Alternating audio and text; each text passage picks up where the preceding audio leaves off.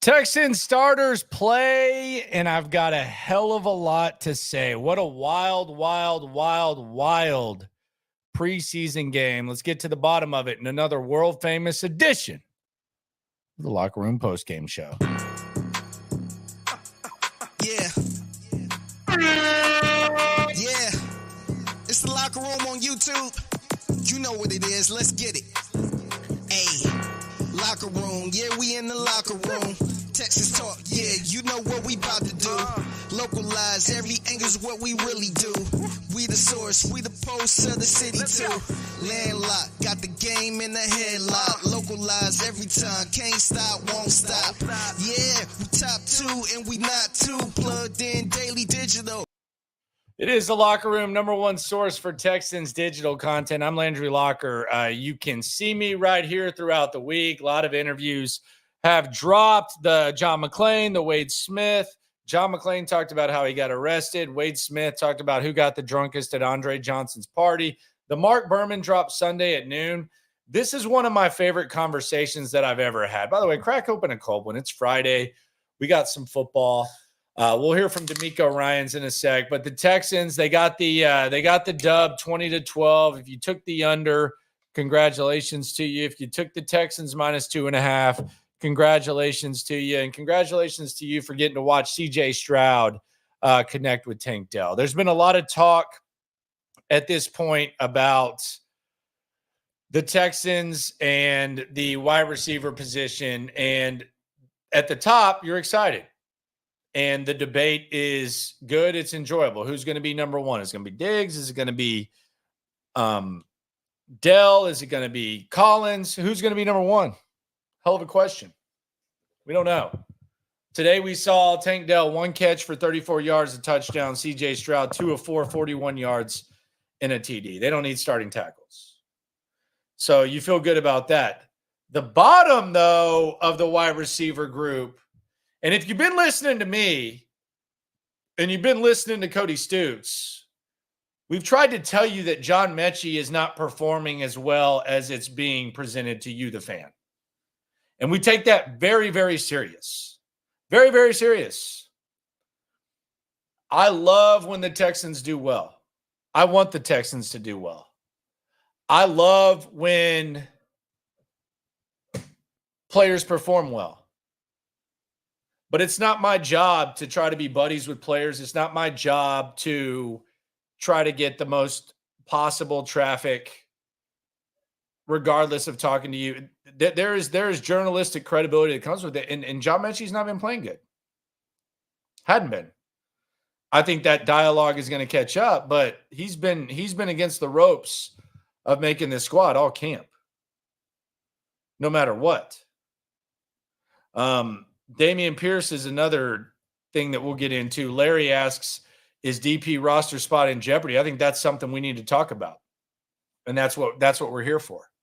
So get the comments in. We'll talk about everything. We'll go through everything going on. And we'll try to get to the bottom of this. Because I think there was some interesting happenings today with the Texans. First, though, let's hear from D'Amico Ryans, head coach of the Texans. He met with the media. Here's what he had to say. I think both our units went out and made plays. Offensively, we were efficient. Loved CJ, the Tank, that connection, making a big play for us. Tank getting in the end zone. Happy to just see him back.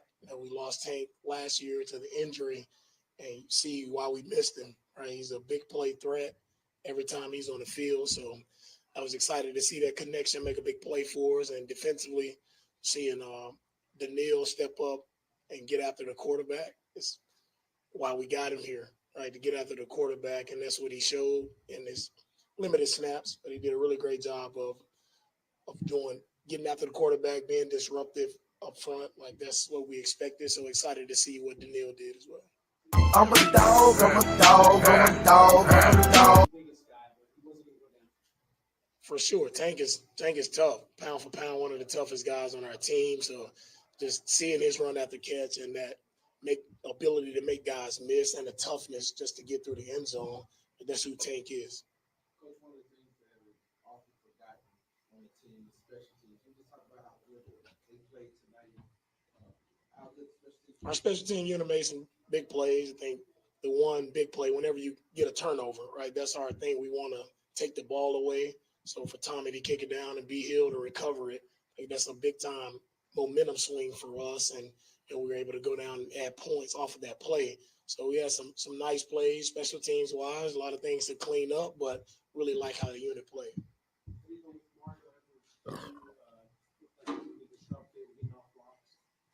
Yeah, Mario's been disruptive all camp, and I wouldn't have expected anything different from him. He showed up today playing on their side of the line of scrimmage, being disruptive, and that's what we need from all of our guys up front. So I'm very pleased with what Mario did today. He's been good all camp. I'll have to look at the tape to see the missed tackles and see, where we can get better. Whenever you're missing tackles, it's all about how you miss them. So I have to really look at it. If we're running to the football, right, and we got other guys showing up, like we're not expecting one guy to make every tackle. So I just have to see how our effort was from the backside.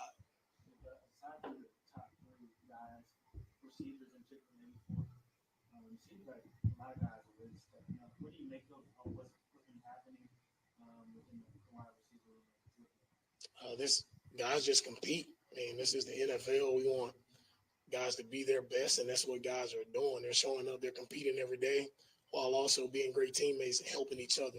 So that's what you see. You see a competitive group of guys, not only the wide receiver room, but it's our entire team. A lot of competitive guys who are fighting to make this team. How clean is that shirt, man? Damn, that's clean. How do you feel about the fact that you guys are able to have, we can talk about the bonding time, but also just a successful road trip? We're ready to get back home. We've been on the road long enough, so I know you guys are ready to get back home as well. But we're excited to get back home, see our families.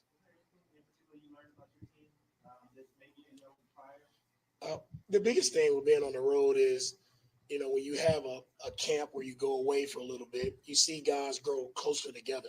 And that was the whole idea behind it, right? Making sure our guys connect on a deeper level. And that was accomplished off the field and seeing our guys actually get better on the field. So everything that we wanted from coming up here, up to Cleveland and working for a week, I mean, we accomplished everything that we set out to do. So excited about it now.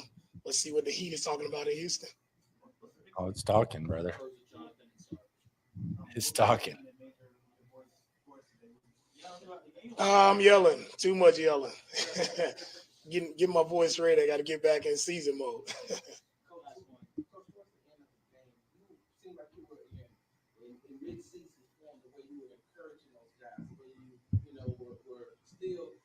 them encouragement. What do you think that means to them to see their coach is still coaching them throughout the entire game? Biggest thing is I want my guys to know I'm all in with them. Like every time we suit up, like we're competing. It's real. Like we're not taking it lightly. It's real. We want to make sure we're playing smart in the situations, and we want to make sure we got great energy out there. So I want them to first and foremost feel that from me, see how important it is for me, so they can go out and play that same way. But I love the energy that our guys played with tonight. That's representative of Texans football. All right. Thank you, guys. All right. Thanks, D'Amico. Appreciate you, man. Thank you so much, man. I really appreciate it. I'm assuming they're going to send CJ to the podium. We'll go through everything that went down with CJ in a second. Be sure to subscribe, like, right along. We're almost at 10.4K. What a time to be alive. What a time to cover this damn squad, man. What a wild time to cover this squad. As soon as CJ goes up there, or whoever they send, hell, they might as well send Robert Woods up there. But as soon as those guys go up there, we'll check it out. But let's just go through everything that went down. A couple of comments I want to touch on before we go through the game recap. Victor says, what grade would you give the offensive backups today? Defensive, special teams. The offensive backups. Does Robert Woods count as a backup or does he count as a starter? Because I think Robert Woods was your leading receiver. So you have that. The Cam Akers was better than the guy in front of him. Cade Stover had a bigger game. So yeah, I would give the the backup offense, I'd give them a solid B plus. Backup defense, I would pass them, I guess. C minus, because I don't expect much. Special teams, A. Special teams was fine. So we'll give that. Prime time says that Mitchie's cooked. Is he cooked, or like did he ever warm up? Like, what do you mean he's cooked? Oh, you mean he's like done? Maybe, yeah. I guess that should have been a talking point all camp. Mechie isn't making the team. Dameon Pierce, same as last year. Cam is RB2. We'll get into that a little bit later on. I think people are overreacting with Pierce carries because there was no clear holes. God. Are we sure? Because a lot of times when Cam Akers cuts upfield, or when Singletary was cutting upfield last year, it looked like they were going to get hit in the backfield, and they actually cut. So it seems like, and this was the case with Pierce last season, and it's been the case with him now, is we say that, but then we see like inferior guys that we think are not supposed to perform at that level. They come in, and for some reason, when it looks like there's nothing, they turn into something. And I'll point to the Cam Akers run that I think it was in the second half. I think it was amidst his 6-touch series where he even returned kicks, which I think is something interesting that we'll get into in a sec. But there was he went out to the sidelines, and he probably should have lost 2 yards because there were 2 guys there. But he falls forward and he ends up gaining 2 yards. And I think that's the difference between Cam Akers and Dameon Pierce, and Dameon Pierce and Devin Singletary, is it's that. So I don't know that the blocking is as much of a problem as it is the vision. It's not like the Steelers had their first team out there. I know some people will naturally watch it being later on in the game and say, well, Cam Akers is going against this string. And that's that there might be a point to that, but you have eyes. And it's not like we're sitting here saying that Jonathan Taylor is going to get beat out. You're talking about a guy that wasn't playable last year. We got to understand that. I know that we didn't have much to really hang our hat on last year, or 2 years ago, I should say. Last year, we had a lot to hang our hat on. But 2 years ago, we had nothing to hang our hat on. So Dameon Pierce looked like something that you really could latch onto and say, man, that looks really good. We're not sitting here saying, damn, Devin Singletary was incredible last year, because there was so much more going on. So my point is that when you sit here and you say, is Cam Akers better than Dameon Pierce? What are you talking about? You're not talking about like some awesome running back. Dameon Pierce wasn't playable last year. So that's not like, it's not crazy. Like, you don't have to push back. Like, open your eyes. Okay? Open your eyes. You saw it last year. The Texans were in a playoff. They were in a playoff run. They were playing meaningful games.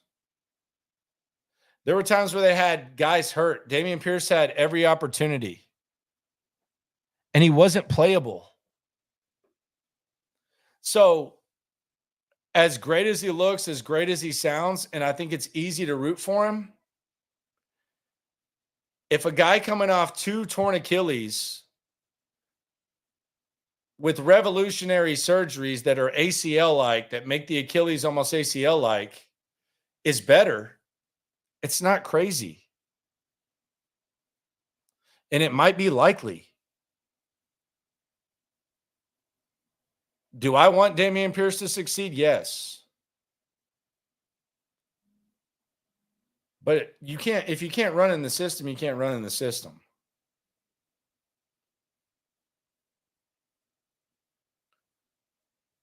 It's the bottom line. So there's a couple of really good guys on this team. A couple of really good dudes. But it was a bad night for the nice guys. John Mechie and Dameon Pierce. Easy to root for. easy to gravitate toward. Teammates and coaches say nothing bad about him. I have nothing bad to say about him. I've interviewed both of them multiple times. Had some badass effing interviews with both of them. Love both of them. Like from like a listening standpoint. I don't know him personally. I mean, I hear stuff about him. I like those dudes, man. Dameon Pierce, country as hell of a head on his shoulders. John Mechie, he loves craft pita. He knows Rafi like I do. Shout out to craft pita. Free mention. But this is not the 2022 Texans. This is not the 2021 Texans. This is the 2023 Texans that are trying to compete for a Super Bowl. I know a lot of people don't like to say the word, but that's what they're trying to do. They're trying to compete for an effing Super Bowl. That's it. They don't need feel-good stories. Feel-good stories are great, man. Local media loves a feel-good story. John Mechie's easy to root for. He's got to perform. Robert Woods performed today. Robert Woods performed all week. Robert Woods has a body of work of performing in big games. Xavier Hutchinson has looked better than John Mechie. Steven Sims has looked better and more versatile than John Mechie. Steven Sims at the end of the first half, he had a nice little grab. He's looked better. Noah Brown's better. We know who the top three are. Got to start talking about it, man. Got to open the eyes. We've been talking about this for a while.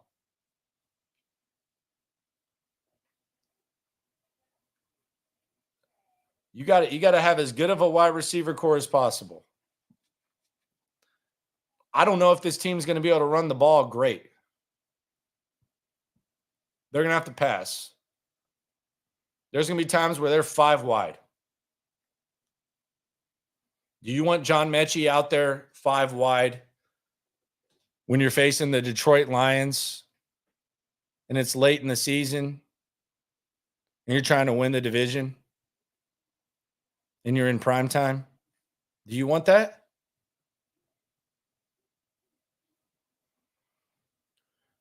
When other teams have multiple running backs making plays, last year the Lions had Montgomery and they had Gibbs.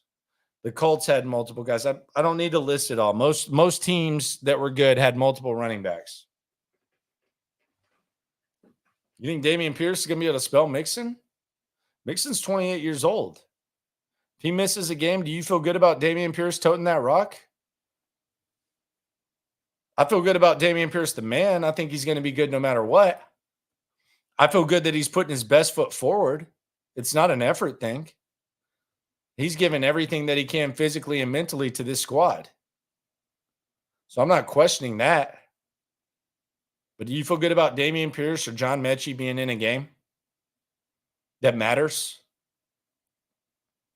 Or do you feel better about Cam Akers, Dare Gumbawale, Robert Woods?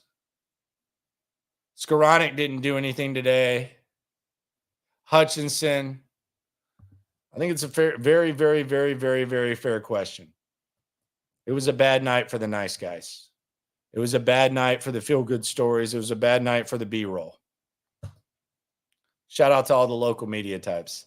I just watched Tillman and my man Bob break it down. Man, I forgot how good Bob was at doing highlights, man. He's freaking good, man.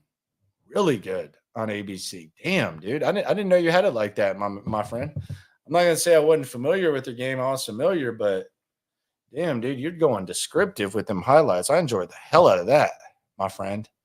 Let's hear from CJ Stroud. We'll hear from the quarterback. We'll get to y'all's comments. We'll go through the breakdown. It's the number one post-game show. Be sure, if you're not subscribed, please subscribe. Come on, man. What are you doing? We got the Mark Berman interview dropping on Sunday. Berman, my guy, he hadn't been in front of camera since he retired. He joined this show. He gave some awesome nuggets. Awesome. McClain yesterday, awesome. He went into detail about getting arrested. Going to get Paul Wall on pretty soon. We're rolling, baby. Is you rolling? Bitch, I might be. Shout out to Gucci. Here is CJ Stroud live at the podium. Yeah, just all glory goes to God, man. It's my brother in Christ, and it's good to see him back out there. Get him the ball, let him do what he do. So very happy for him, and it's just amazing to see like all the stuff he's been through to persevere through that, and make a big time play. So that's who he is, and it's much more to come. As a leader, what do you feel like you all wanted to accomplish, particularly the first season? Do you feel like y'all accomplished that? Just knocking off rest. Like we knew it wasn't going to be perfect. We knew that we were missing a lot of guys. So, just really just trying to go out there and just feel like you're in the game. And, by the time week one comes, you're more comfortable out there. So I thought we accomplished exactly what we wanted. And, of course, it's cool to come out with a win and, just keep going from here. You mentioned the toughness of Tank, the wouldn't be nine, the run after the catch. Mm-hmm. And, really bigger guys knocking through them and getting the end zone. Obviously, what you expect from him, but just your thoughts on kind of what he approaches that. Yeah, he's tough, man. He's just he's resilient. You can't deny it. Just pure, just one God-given talent, but also just like hard work. You see, the work that he puts in day and day out, and I think every time he touches field, you see it, and it's put on display. So, I think it's just a start for him, and he's going to continue to grow and grow. And it's amazing to get one of my best friends back on the field. Nico talked about the bonding aspect of being away from home for this time. Do you feel like you all grew as just the camaraderie, the brotherhood, of being away for this time together? Yeah, most definitely. I definitely think that we grew as a brotherhood. And, that's very important. That's all we had out here was just us. So spending time playing cards, playing dominoes, like just having fun, playing the game, really just enjoying one another. And it's been a blessing. But yeah, we ready to get back to Houston though. Yeah. Limited snaps like that. Do you go in with the purpose of just I'm going to work on these first two offensive series? Or how do you approach that? Yeah, most definitely. Our coaches gave us a bullseye, and I thought I did halfway decent with it. And I think that really when you go out there, you have limited plays. You want to execute at a high level and make sure the ball is going where it's supposed to, and really just playing fast and using your instincts. And that's kind of like how I felt today. Wasn't perfect, but definitely was good to be out there. Bobby told us the other day that during training camp, he's giving you plays, scripting the plays where you may not be able to go to your first read and then make you go through all three of your reads. How does that translate over to game? It's huge. Defenses try to take away that first option as much as they can, and the better you can be with not only just progressions, but also just like working the pocket and making your O-line right. And that's all things that we've been working on this camp. So just got to continue to grow there.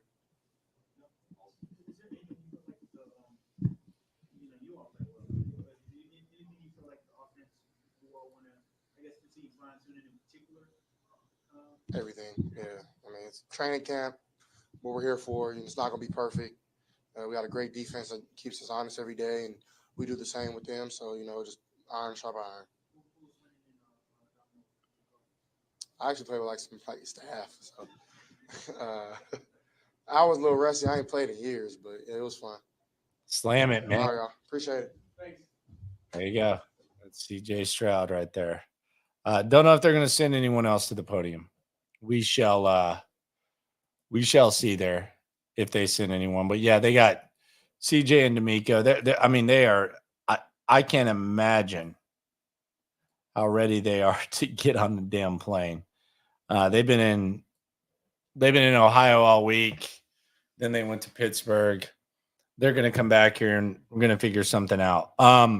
Let's go through everything that's going on. It is the Locker Room postgame show. We just got through with the stream, so we've been doing this for 3 hours. Be sure to subscribe, like, right along. So I'm getting up at 6 tomorrow and going to my fantasy draft up 45. It'll be like a 3-hour drive. Year 15 in this league, though. Big time league. 400 buy-in now. What are y'all's fantasy leagues up to right now? I'm 400 buy-in at this point. So we'll see how that goes. I feel like they're not going to send anyone else up to the podium. So yeah, they're done. So just CJ and D'Amico at the podium. Preseason's a little bit different. I'll get to some of the comments in a sec. Kind of want to go through got some 150, 105 on the buy-in. Okay. 200 winner take all. Yeah, see, we do 400, but if you make the playoffs, it's free. So the top 6, it's free. That's where we're at. So let's go through the highlights, and then we'll get to your comments, and then we'll dip out, man. Get ready for the real fun time. The beginning of the game was pretty interesting. The Texans kicked off. They did a good job on kick coverage. It was actually less than the average of last week. And then you had Danielle Hunter on the first play. Danielle Hunter knocks the hell out of Fields, or could have knocked the hell out of Fields. Swung it out, and the Steelers ended up having a decent game. But then later on, you had the Danielle Hunter one-handed sack. And I do wonder, the Danielle Hunter thing is crazy. I think Danielle Hunter is not getting nearly enough attention for how big of a move that was. Like, think about it. The Diggs thing is huge, and I know that wide receivers get more attention. I know it's an offensive league, but you just added one of the best pass rushers, edge guys in the NFL to play opposite of the defensive rookie of the year, who was banged up last year, elite in the advanced stats, and is only trying to get better. And you don't hear a lot about it. You really don't hear enough about Danielle Hunter and what he can bring to this squad. It doesn't get nearly enough attention. And I don't know if it's because people don't look at the Texans as a team that's like a pass rusher away from competing for a Super Bowl. Because I think, like, if there were a team that was knocking on the door, let's say Buffalo. Remember when Buffalo signed Von Miller? Remember that? That wasn't too damn long ago. That wasn't too damn long ago when Buffalo signed Von Miller. What was everyone saying? Oh my God. This is the guy that's going to put them over the edge. Oh my gosh.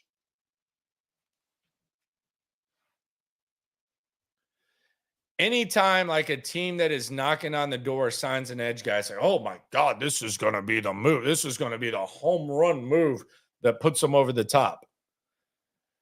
For some reason, the Diggs trade kind of masks the impact of Danielle Hunter and Will Anderson on the same squad. I don't think it gets the attention it deserves. And quite frankly, I think the Texans might be better at starting edge than they are starting receiver. If you take any combination of the 3 receivers and you put 2 of them out there, I think the Texans are better on the edge. And that's not an insult to the receivers, because I think the receivers top 5 in the league. And I'm being generous. Top 5 in the league, top 5, 1 through 3 wide receiver core. I think on the edge, it's at least top 3, and I might be disrespecting them by that. That's how much I think of Will Anderson. That's how much I think of Danielle Hunter. But for some reason, the Danielle Hunter is just like, I mean, you would think they just signed some washed up scrub chump with the lack of attention that gets.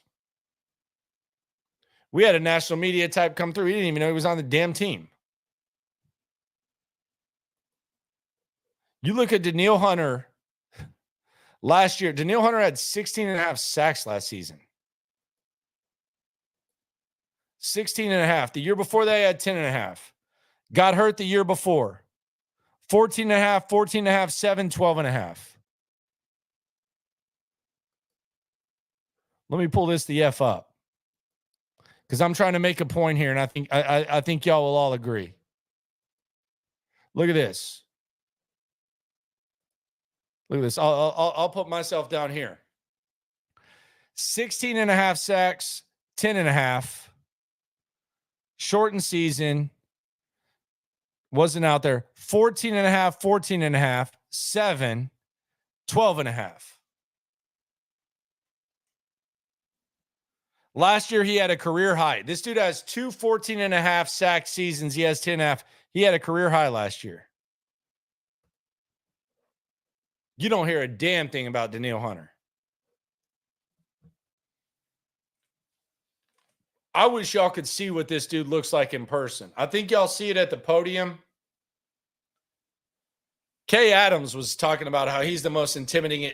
He's in the conversation as the most intimidating NFL player that she looks at. And Kay Adams, she's one of those women that gets all the interviews.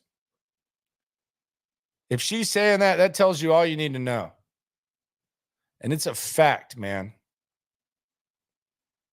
And he's been kicking Titus Howard's ass all camp.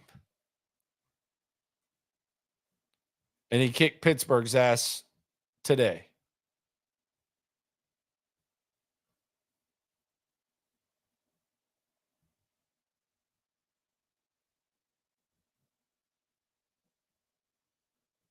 Kicking that ass, dude. Let me find what she said about him, Kay Adams.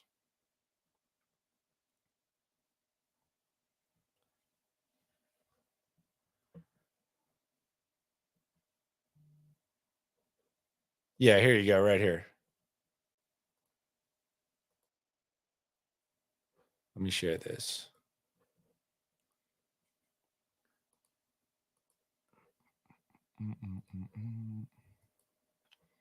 It's Kay Adams right here.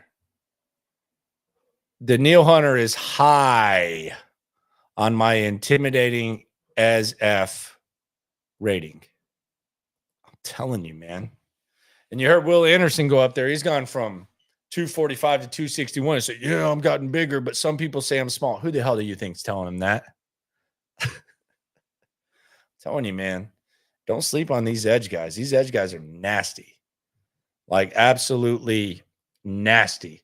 Appreciate everyone for rolling. I'm going to get to your comments. I promise. I just wanted to make it a point. It is absolute insanity how much Danielle Hunter gets slept on. Absolute insanity how much he gets slept on. So early on in the game, this would have been perhaps like a major talking point had this been a real game. And this is where you kind of got to balance it. Like whenever BS calls happen in like a real game, you're pissed, dude. Like, I don't know. Like if y'all are like me, like if you're watching a game and you're like really wired up and zoned into watching the game, whenever there's like a bad call, man, it just pisses you off, man. Like even on the punt, if they score the touchdown on the next drive, it's man, if they had made that call, then blah blah blah, and then you get it back. Like you always go back to it. And I'm imitating myself. I'm not imitating you. I know exactly how you feel. Preseason, you kind of let it go, but I kind of try to go back and like think about like how impactful that would have been in like a real game. The refs in this game, if we're talking about this Texans player needs to improve this, these refs, they got to get their together. Because you had a play on the sidelines where Dalton Schultz got clearly interfered with. No one said anything. And then you had Tank Dell punt return where there was like a false start on the, or whatever, offsides, whatever the hell they call it. Whatever the heck was going on with the kick. And Tank Dell gets hit out of bounds and no one throws any flags. So there were 2 trash missed calls in this game. Referees got to get it together. Not playing. We had no Laramie Tunsil. This is from Aaron Wilson, KPRC2. We had no Titus Howard. keep an eye on that. Let's see how that looks. No Will Anderson, not worried. No Lassiter, not worried. No King, not worried. No Settle. Harris, I don't think we see him till week 1. Heck, I don't even know if he's on the team. Quintariano, we already knew that. Brown, Akuda, Jordan, and Autry. So there was a lot of people out. A preseason injury is different than a regular season injury, so I wouldn't look too much into that. For sure. Who am I going to double? You can't double either one of those guys, I don't think. I mean, like, if you're talking about like chipping with the running back or something, I don't know. I think it's going to have to depend. I don't think you can double either of them. That's the thing. So, yeah, I don't have either of them. The pass was uncatchable. Come on, man. Are you talking about the Mechie? That wasn't catchable? Is that what you're saying? Oh, you're saying the Schultz was uncatchable? Dude, it was uncatchable because he was grabbing his damn shoulder pad. And when the quarterback sees the guy, like when the quarterback sees that the receiver is not open when he looks up, sometimes he throws it a little bit high. Like, it's funny because that's where you call the hold. Like pass interference is where you say it's uncatchable. But the reason, like if you're talking about like a receiver like Schultz getting grabbed or interfered with, a lot of times the quarterback sees it, so he's throwing it a little bit high because the receiver's not in position to catch the rock. So yeah, I don't know about that, Deo. No, it was a PI or a hold. It was either one. Yeah, 100% was that. I mean, not catchable. I don't know, like how often do they even like factor that in? But I don't think it was. I don't think it was like as uncatchable as it looked. He was just he wasn't even in the vicinity because he was getting freaking tackled. Then, and this is going to be a teaching moment for D'Amico Ryans. You had a little bit of luck. 4th and goal for the Steelers. Kyle Allen, man. What in the hell was that? Wide ass open. And you had the viral reaction from D'Amico Ryans, like kind of being happy. But yeah, that was busted.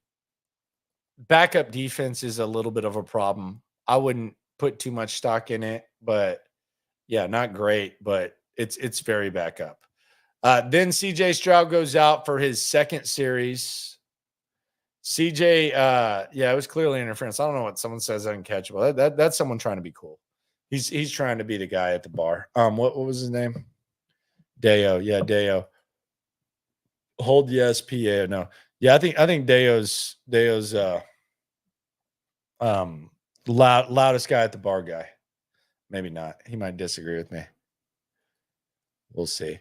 Then we had CJ Stroud. He finds Tank Dell for a 34-yard touchdown. Tank Dell with the swag. Y'all's nights are over. So CJ finds Tank. To the sidelines they go.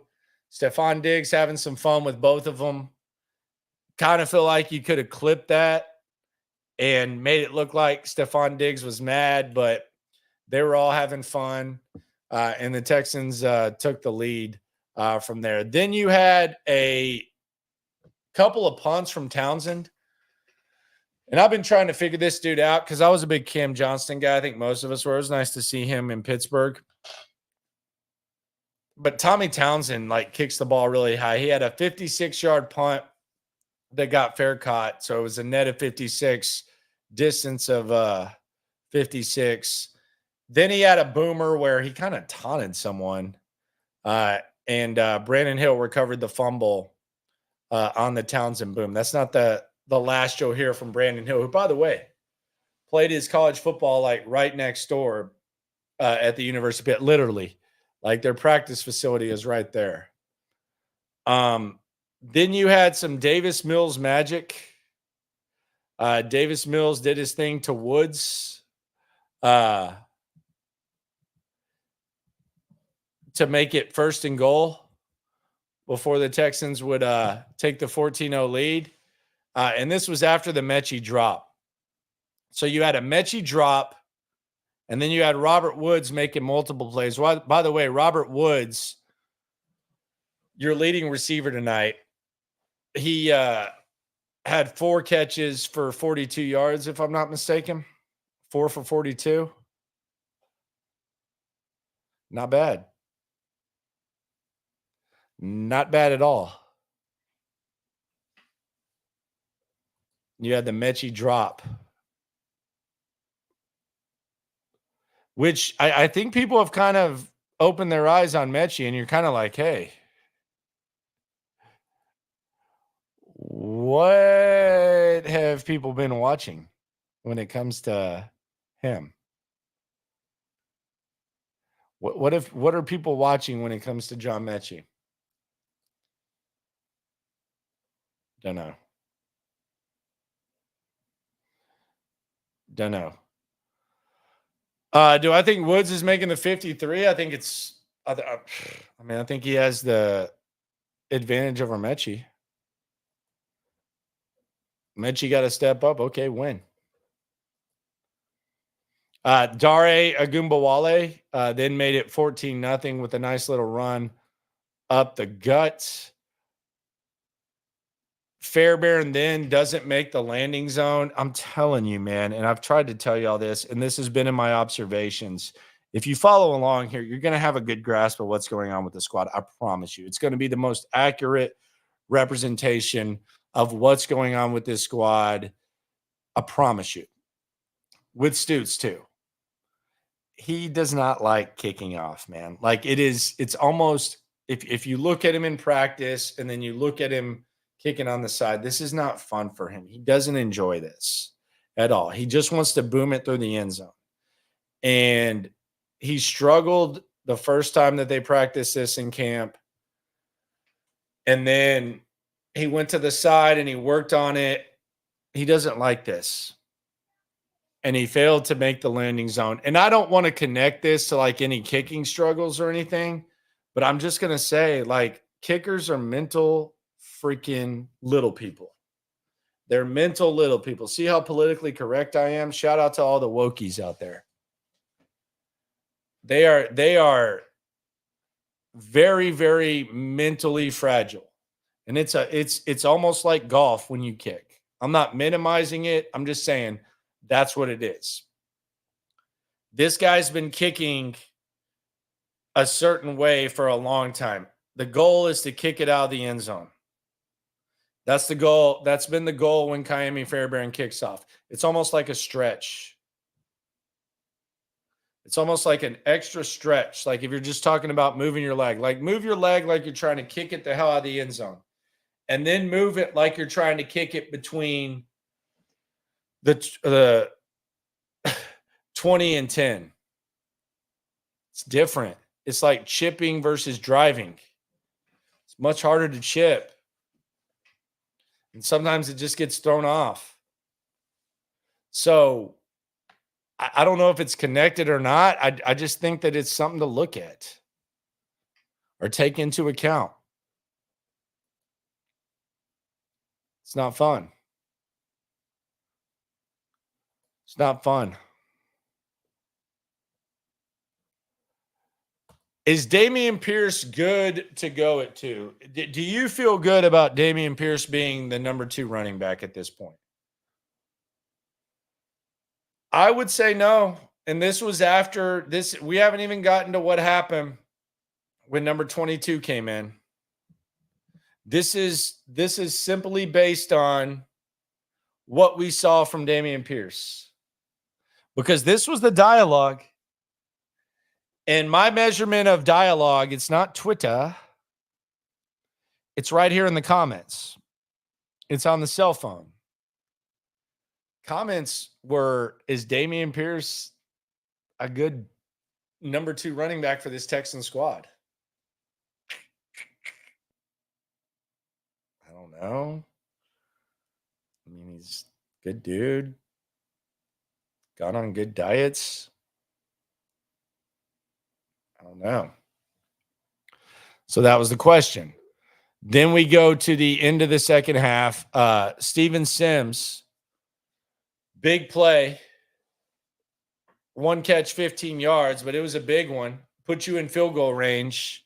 And yet another receiver that outperformed John Mechie today. I mean, that was a big play. You can look at it and say he had 1 catch for 15 yards, and we can be bogged down in stats.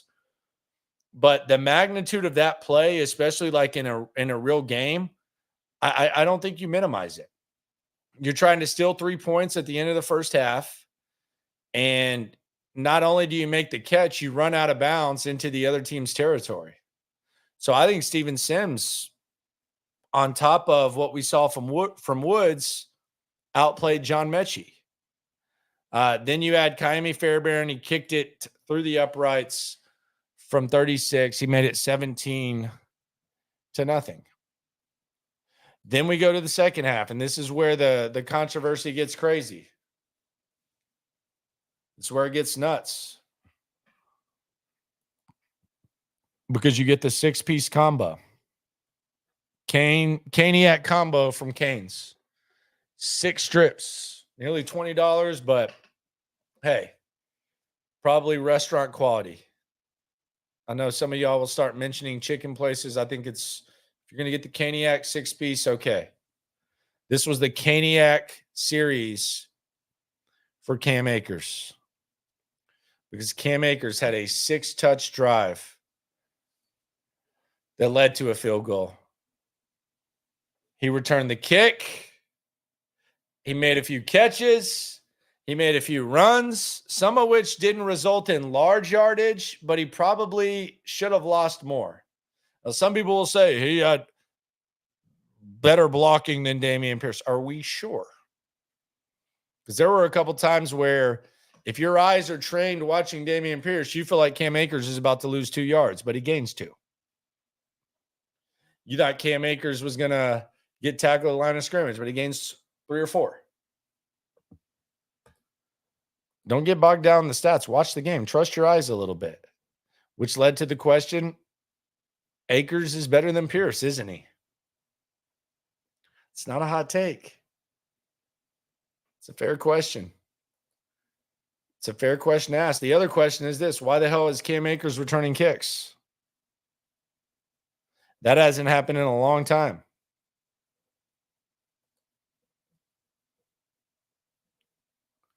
That hasn't happened in a long, long time. Cam Akers returns kicks. He hadn't been in the line at least before this week. Maybe he was in there before. We haven't seen that. Are they trying to find something for Cam Akers? Keep an eye on that. What the hell is he doing?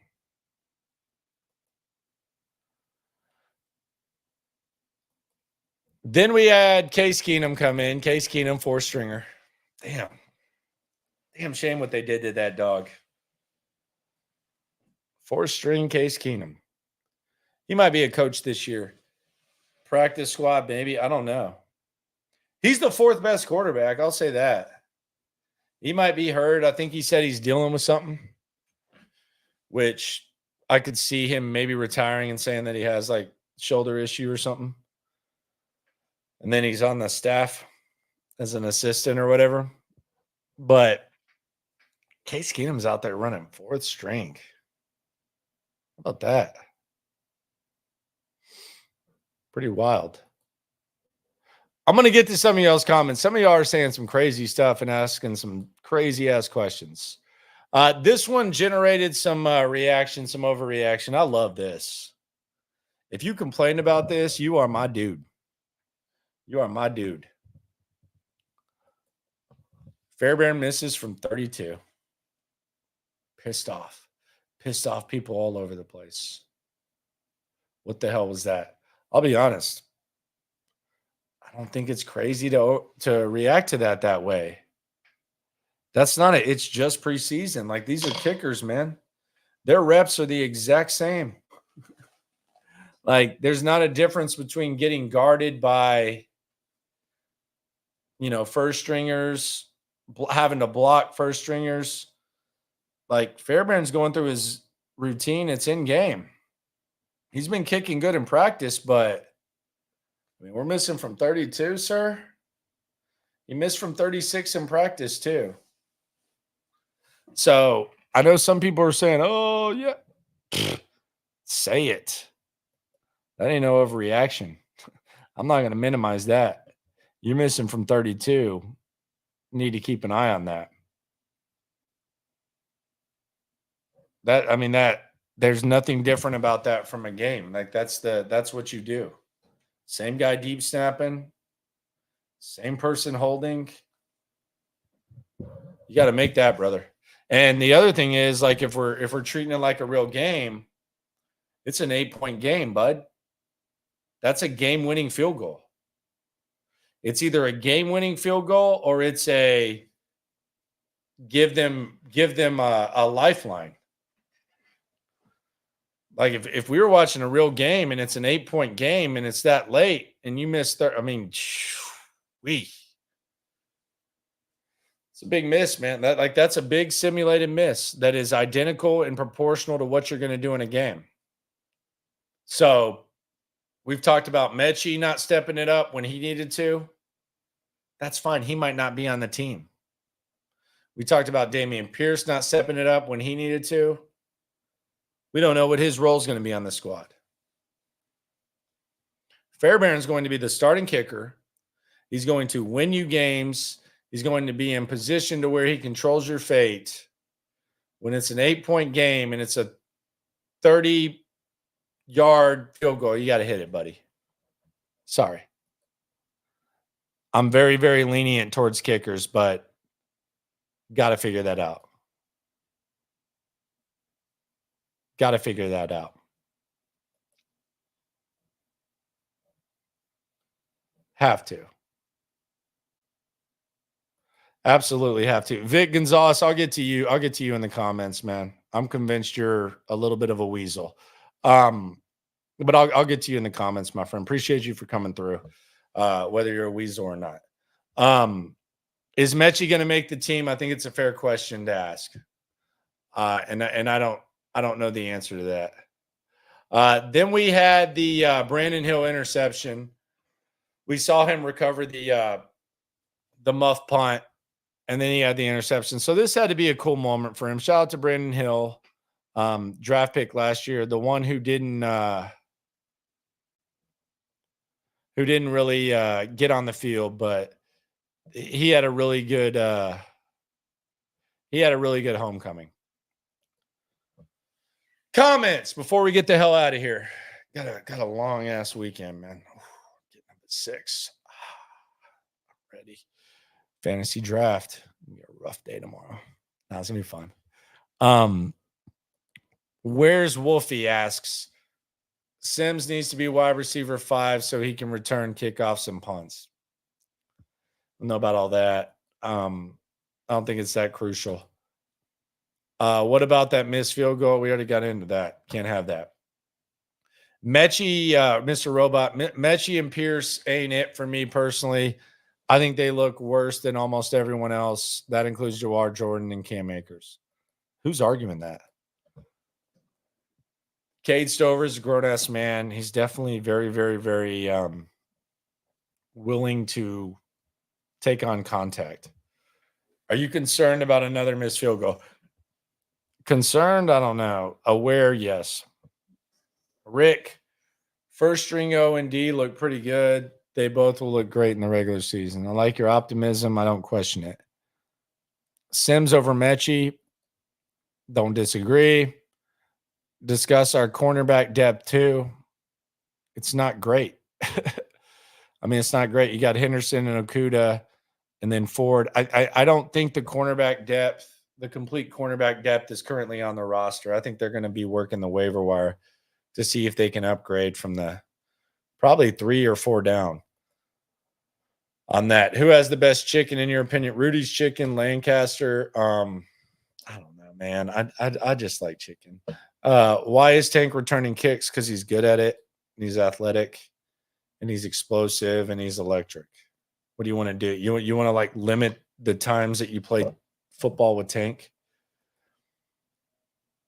Gonna be a sad day in a month or so when we cut Dameon Pierce. Keep Robert Woods. He is a baller. Yeah, he's had a really good good week. Vic says, I'm convinced you're a DP hater. Let me ask you this, sir.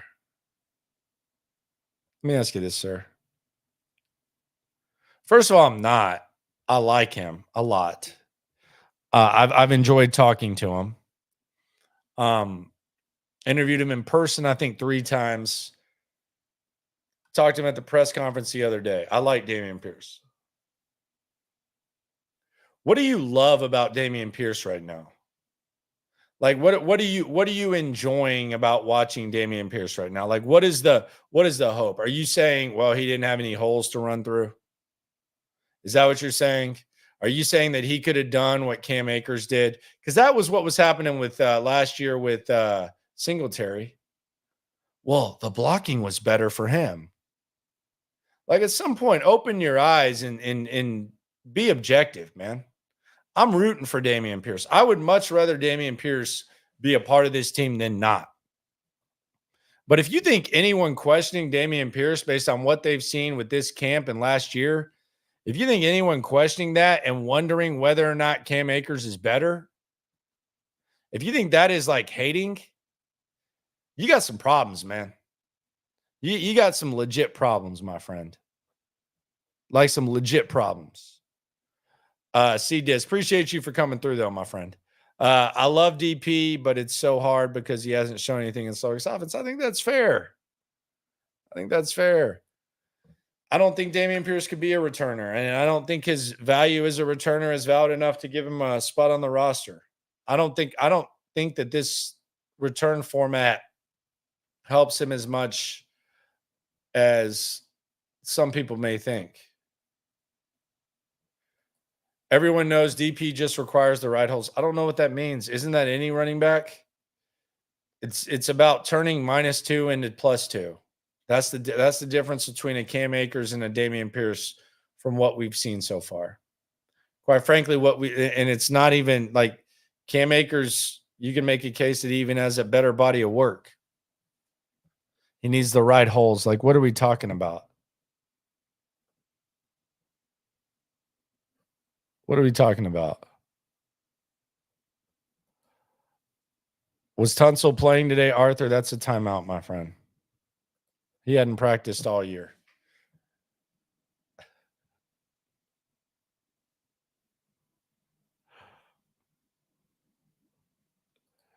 He's set to make a big impact this year, Landry. Okay. I hope you're right about Dameon Pierce. Shout out to Vic, man. Appreciate you for coming back and backing that up. Appreciate everyone for coming through. If you were on the stream, thank you. Been on the air now for, I don't know, way too many hours. Got a big day tomorrow. Looking forward to it. Appreciate y'all for coming through. Be sure to subscribe, like, right along. Pretty please. And always remember, when it comes to this Texan stuff, we're all in it together. Plenty more to get into. Let's grub. On YouTube, we got taste for days. Opinions to give, we got